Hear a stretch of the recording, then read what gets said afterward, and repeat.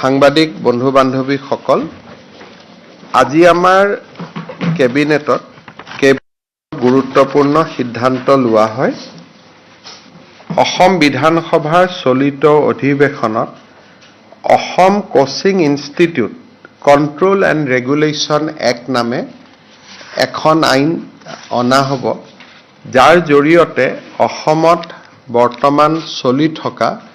Coaching ইনষ্টিটিউটসকলক বা coaching ইনষ্টিটিউটবিলাকক এটা ব্যৱস্থাৰ মাজলৈ অনাৰ বাবে প্ৰচেষ্টা কৰা হ'ব। যিটো mushroom growth of coaching institute বুলি কোৱা হয়, যেনেকৈ হকে বিহকে খুলিছে, তাক অলপ নিয়ন্ত্ৰণ কৰি অলপমান নিয়ন্ত্ৰণ কৰি আমি এখন আইন বিধানসভাত প্ৰস্তুত কৰিম। কোকৰাঝাৰ ইউনিভাৰ্চিটি এক্টত সামান্য সংশোধন হ'ব আৰু আজি দুটা মেগা ইণ্ডাষ্ট্ৰিয়েল পাৰ্কৰ কাৰণে কেবিনেটে উদ্যোগ বিভাগক কামৰূপ আৰু মৰিগাঁৱত কিছু ভূমি আবণ্টন কৰে।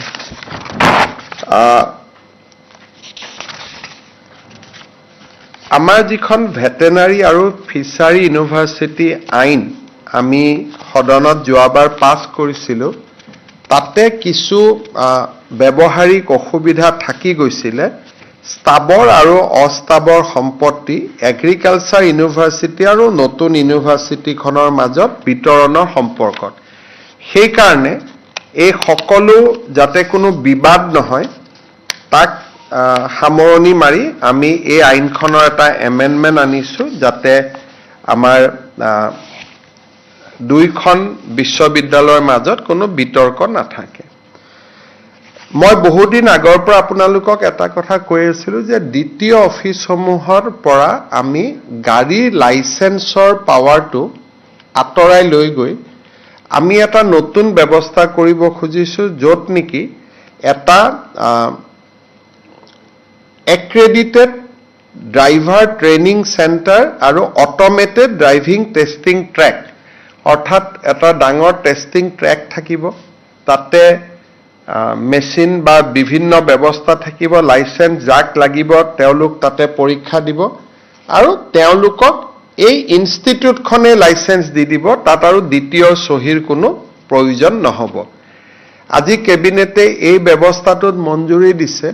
আৰু প্ৰত্যেক সমষ্টিতে 126টা সমষ্টিত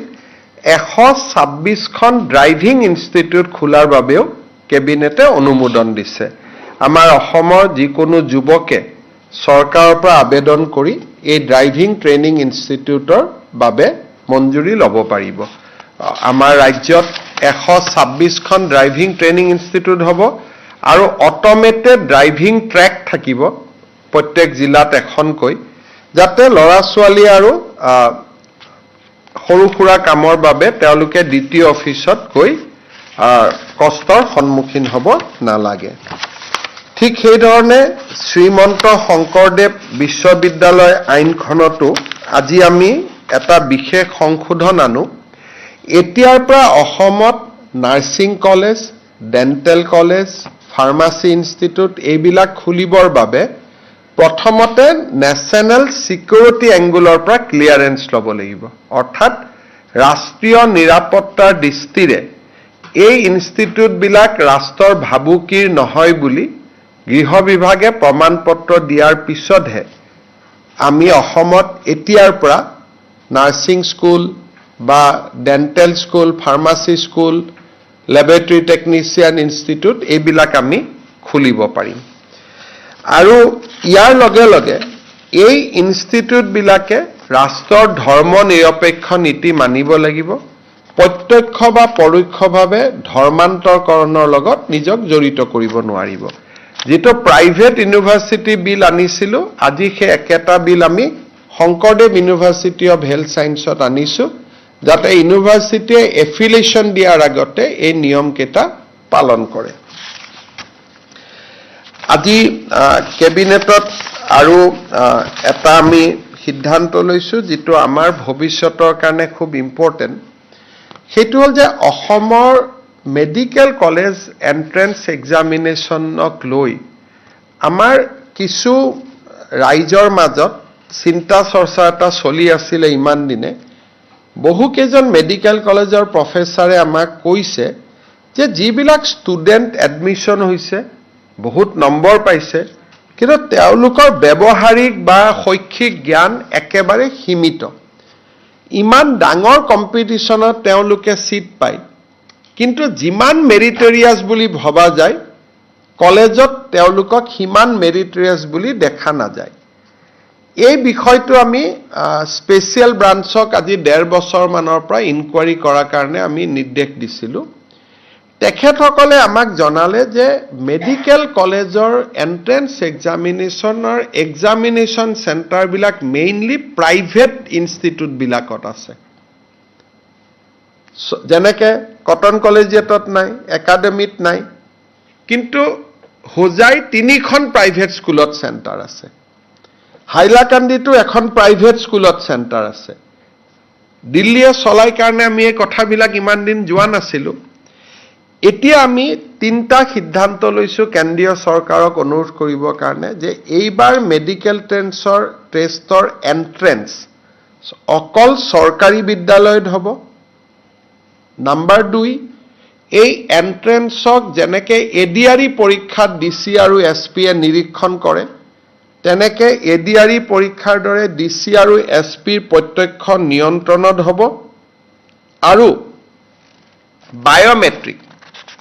টেষ্ট যাতে ষ্টুডেণ্টে কৰিহে এক্সাম হলত সোমাব পাৰে গতিকে মই ভাবোঁ যে এইখিনি ব্যৱস্থা ল'লে আমি মেডিকেল এডমিশ্যনৰ প্ৰক্ৰিয়াটো আমি স্বচ্ছ কৰিব পাৰিম কিন্তু এই গোটেই কামবিলাক কেন্দ্ৰীয় চৰকাৰে কৰে গতিকে আমি আজি মুখ্য সচিবক অথৰাইজ কৰিছোঁ যাতে আপোনালোকে ডাইৰেক্টৰ নেশ্যনেল টেষ্টিং অথৰিটিৰ লগত যোগাযোগ কৰে আপুনি আৰু কেবিনেটৰ সিদ্ধান্তখিনি তেওঁলোকক জনায় আৰু মই নিজেও কেন্দ্ৰীয় মানৱ সম্পদ মন্ত্ৰী ধৰ্মেন্দ্ৰ প্ৰধানৰ সৈতে বিষয়টো আলোচনা কৰিম আজি আপোনালোকে জানে যে যোৱা আমাৰ চৰকাৰৰ প্ৰচেষ্টাত প্ৰধানমন্ত্ৰী ডাঙৰীয়াৰ আশীৰ্বাদত চৰাইদেউক আমি বিশ্ব ঐতিহ্য ক্ষেত্ৰলৈ লৈ যাব পাৰিলোঁ আজি কেবিনেটে মাজুলী আৰু শিৱসাগৰক আমি খুব অগ্ৰাধিকাৰ ভিত্তিত বিশ্ব ঐতিহ্য ক্ষেত্ৰলৈ লৈ যাবৰ বাবে যাৱতীয় ব্যৱস্থা গ্ৰহণ কৰাৰ বাবে আমি সিদ্ধান্ত লৈছোঁ এতিয়াৰ পৰা অসমৰ নমিনেশ্যন হিচাপে আমি 2টা কেটেগৰীত 2টা নমিনেশ্যন দিম এটা কেটেগৰীত মাজুলী যাব এটা কেটেগৰীত শিৱসাগৰ যাব মই ভাবোঁ যে আমি চৰকাৰে খুব ভালকৈ প্ৰচেষ্টা কৰিলে এই 2টা অঞ্চলকে আমি বিশ্ব ঐতিহ্য ক্ষেত্ৰত সমাহিত কৰিব পাৰিম মই ইয়াৰ ক্ষেত্ৰত যিমান টেকনিক্যাল টিম লাগিব বা যাৱতীয় খৰচ লাগিব যাৱতীয় অধ্যয়ন লাগিব এই গোটেইখিনি দায়িত্ব ৰাজ্য চৰকাৰে ল'ব যাতে মাজুলী আৰু শিৱসাগৰক 2টা বেলেগ বেলেগ কেটেগৰীত আমি বিশ্ব ঐতিহ্য ক্ষেত্ৰলৈকে লৈ যাব পাৰোঁ এই কেবিনেটে আজি এই সিদ্ধান্তখিনি গ্ৰহণ কৰে আজি আমাৰ কেবিনেটে এই বছৰৰ অসম বৈভৱ অসম গৌৰৱ অসম সৌৰভ আৰু অসম গৌৰৱ বঁটা প্ৰাপ্তসকলৰো নাম চূড়ান্ত কৰে অহা 30 মাৰ্চত অসম বৈভৱ অসম সৌৰভ আৰু অসম গৌৰৱ বঁটা আনুষ্ঠানিকভাৱে প্ৰদান কৰা হ'ব এই বছৰ অসম বৈভৱ বঁটাৰ বাবে অৱসৰপ্ৰাপ্ত লেফটেনেণ্ট জেনেৰেল ৰাণা প্ৰতাপ কলিতাক ৰাজ্য চৰকাৰে মনোনীত কৰিছে অসমৰ ব্যক্তিয়ে সেনা বাহিনীত ইমান গুৰুত্বপূৰ্ণ পদ দক্ষতা সহকাৰে নিৰ্বাহন কৰাৰ উদাহৰণ আমাৰ ৰাজ্যত আগত নাছিলে সেই লেফটেনেণ্ট জেনেৰেল ৰাণা প্ৰতাপ কলিতালৈ আমি এইবাৰ অসমৰ সৰ্বোচ্চ অসামৰিক সন্মান অসম বৈভৱ বঁটা আগবঢ়াবলৈ সিদ্ধান্ত গ্ৰহণ কৰিছোঁ অসম সৌৰভ বঁটাৰ বাবে আমি যিখিনি ব্যক্তিৰ নাম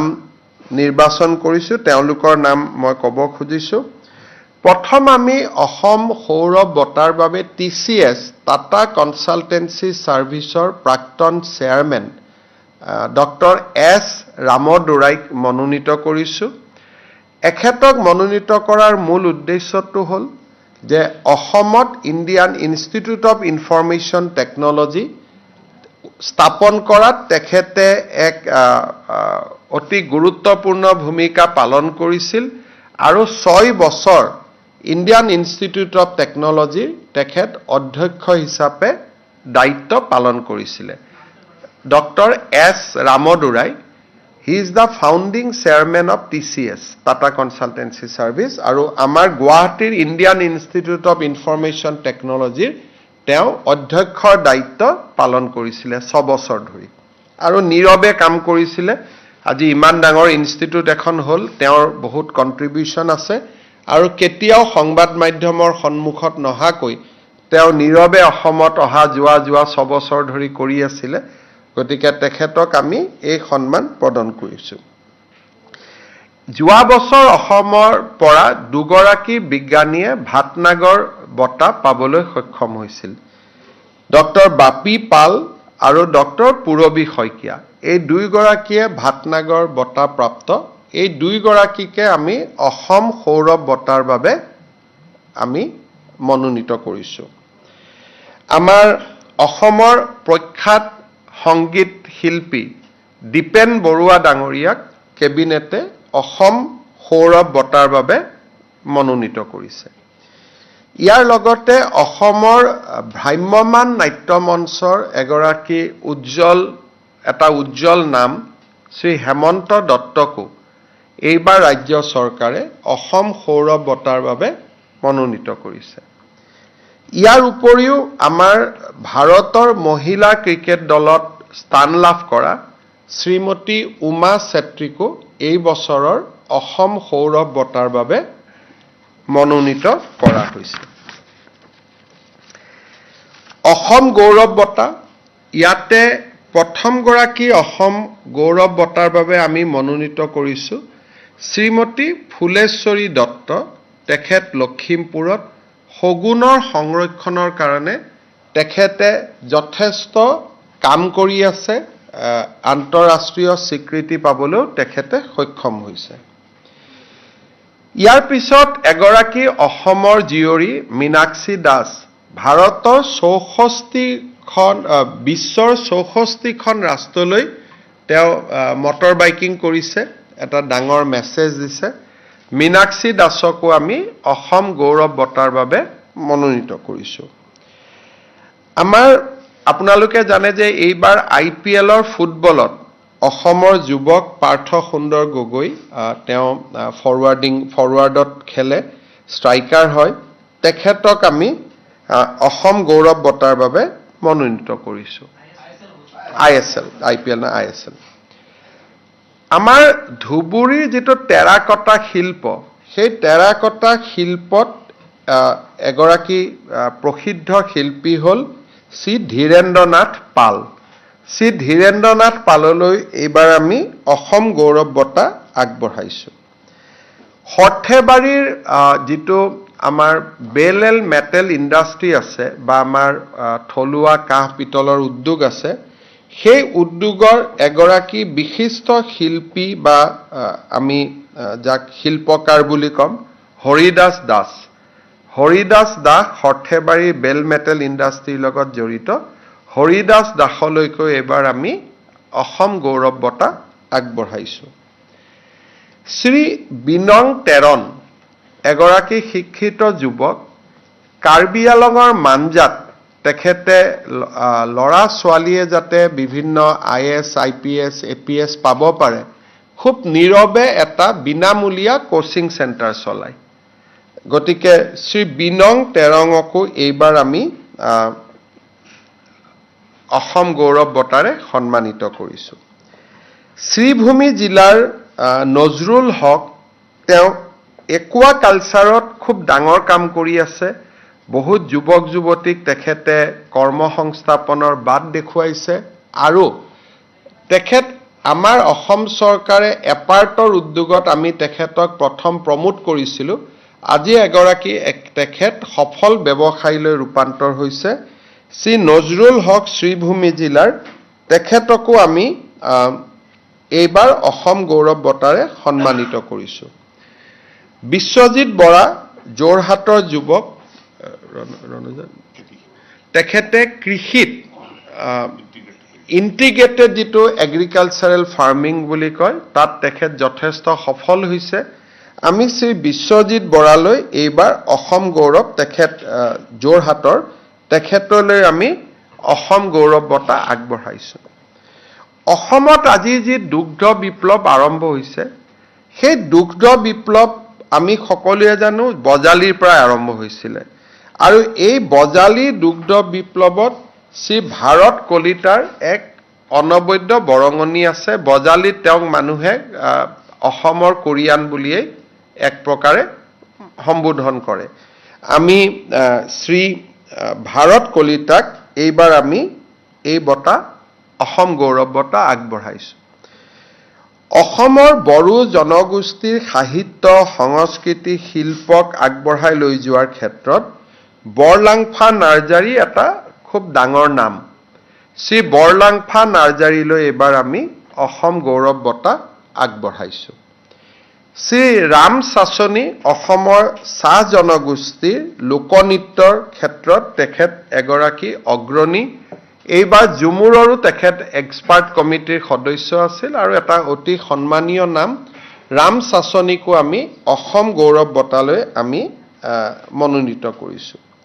আপোনালোকে জানে যে কেইদিনমানৰ পৰা ওলা যিটো টি সেই ধৰণৰ নামেৰে উপমন্য বৰকাকতী ষ্টাৰ্টআপে পুৰা বিশ্বজুৰি নাম পাবলৈ সক্ষম হৈছে আমি অসমৰ এগৰাকী সফল ষ্টাৰ্টআপ উপমন্য বৰকাকতীলৈ অসম গৌৰৱ বঁটা আগবঢ়াইছোঁ অসমৰে এটা ষ্টাৰ্টআপ জেৰান বুলি কয় তেওঁলোকে খুব ধুনীয়া ইটা নিৰ্মাণ কৰে সাষ্টেইনেবল ইটা মুম্বাইতো গৈ এগৰাকী যুৱকে অফিচ খুলিছে আৰু খুব ভাল ফাণ্ডিং পাইছে ডেভিড প্ৰতিম গগৈ জেৰণ্ডৰ ষ্টাৰ্টআপ যোনে আৰম্ভ কৰিছিলে ডেভিড প্ৰতিম গগৈলৈ এবাৰ আমি অসম গৌৰৱ বঁটা আগবঢ়াইছোঁ এইবাৰ প্ৰথমবাৰৰ বাবে আমি 3টা অনুষ্ঠানলৈ অসম গৌৰৱ বঁটা আগবঢ়াইছোঁ এনে আমি ব্যক্তিলৈ আগবঢ়াওঁ এইবাৰ আমি 3টা অনুষ্ঠানক আগবঢ়াইছোঁ এটা হৈছে সোৰেন এহেম আমাৰ এওঁলোকে কলিয়াবৰৰ কাষত কাজিৰঙাৰ কাষত য'ত আগতে গড় চিকাৰ হৈছিল সেই জাগাত এটা হোম ৰেষ্টুৰেণ্ট চলাই য'ত থলুৱা খাদ্য পৰিবেশন কৰা হয় আৰু পৰ্যটকৰ কাজিৰঙাত ই এটা ডাঙৰ আকৰ্ষণৰ কেন্দ্ৰ আৰু এইটো এটা অনুষ্ঠানে কৰে ব্যক্তিয়ে নহয় আৰু কাৰ্বি খোৱা তেওঁলোকে বনায় এই সোৰণ এহেমক Natudanga eco development committee and ইগনাম এছএইচজি